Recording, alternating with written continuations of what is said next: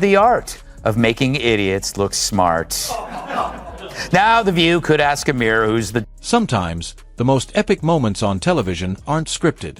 They aren't polished or carefully planned. They happen when two sharp minds seize an opportunity to dismantle hypocrisy in real time.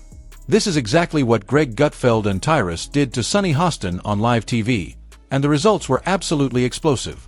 It all started with a seemingly ordinary day on The View. Sunny Hostin, perched high on her moral pedestal as usual, dished out her latest opinions on race, privilege, and inequality. A familiar routine for anyone who's tuned into The View in recent years. But what she didn't realize was that the walls of her glass house were about to come crashing down around her. Greg Gutfeld and Tyrus, never ones to shy away from controversy, took direct aim at Sunny. They weren't interested in surface-level debates. They came with receipts. They came with fire. And most importantly, they came with the truth. First, they tackled the obvious. Sunny's endless lectures about privilege and oppression while simultaneously living the life of a millionaire TV personality. The irony was almost too rich to ignore. Their brains are small. But who's the dumbest one of all? True, none of them are... Gutfeld, with his signature sarcasm, quipped that Sunny wasn't so much an activist for the people as she was a poster child for performative activism. He pointed out the ridiculousness of someone railing against elites while sipping champagne at corporate galas.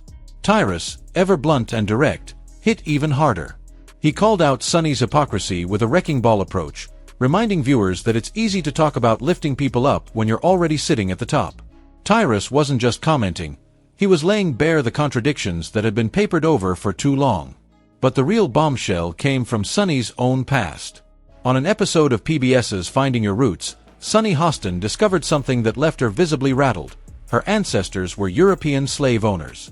The woman who had spent years condemning white America for historical sins was now faced with the uncomfortable reality that her own bloodline bore the same stains. Sunny's reaction was awkward, to say the least. She stumbled through her shock, but to the audience, it was clear. Her narrative had taken a serious hit.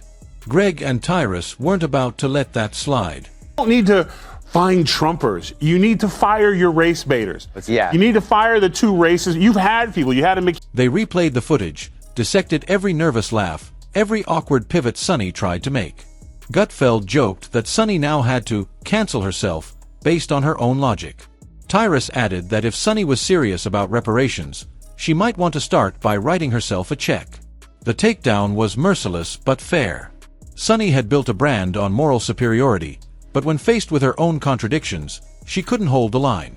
And it didn't stop there. Gutfeld highlighted how Sunny often decried cancel culture while participating in it whenever it suited her. It was a damning display of selective outrage. Sunny would call for tolerance one moment, then champion the cancellation of anyone who disagreed with her narrative the next. Greg's sharp tongue made it impossible for viewers to miss the hypocrisy dripping from every one of her self-righteous speeches. Meanwhile, Tyrus broke it down in simpler terms. He said Sunny's activism was about maintaining a brand, not about fighting for real change.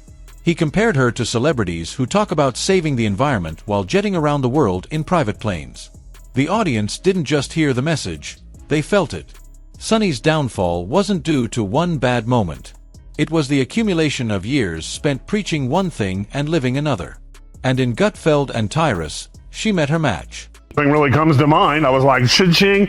Listen, they're bitter, they're angry, they're entitled. They also should be. What made their roast so powerful wasn't just the facts they presented. It was how effortlessly they exposed the double standards. Gutfeld wielded sarcasm like a surgeon's scalpel, slicing through Sunny's carefully constructed persona. Tyrus delivered blunt, hard truths with the weight of a wrecking ball, smashing any remaining defenses she might have had.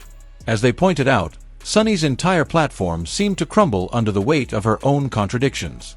She wasn't a fearless voice for the oppressed. She was a millionaire media figure using social justice as a marketing tool. She wasn't a champion of free speech.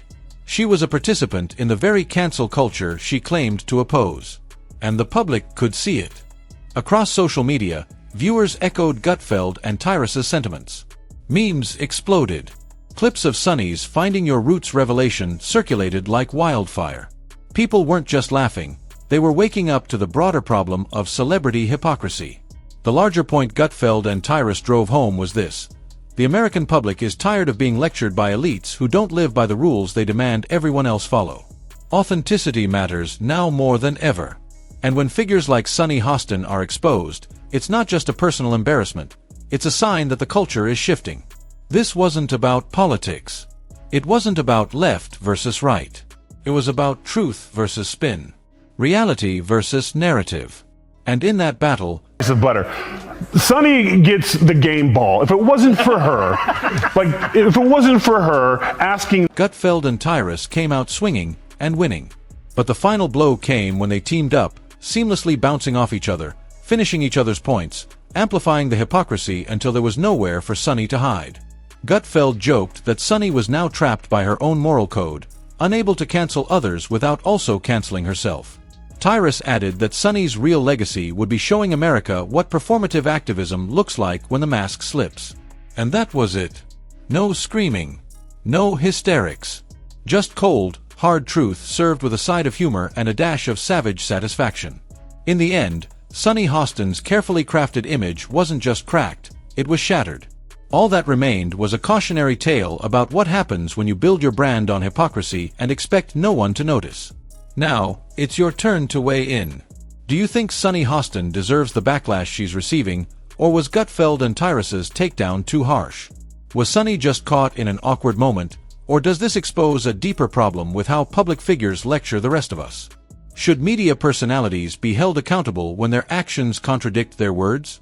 Drop your thoughts in the comments. I'd love to hear your take on it. And if you enjoyed this breakdown, don't forget to like, subscribe, and hit that notification bell so you never miss another deep dive into the biggest moments shaking up Hollywood, politics, and pop culture. Stick around, because the next takedown might be even more epic.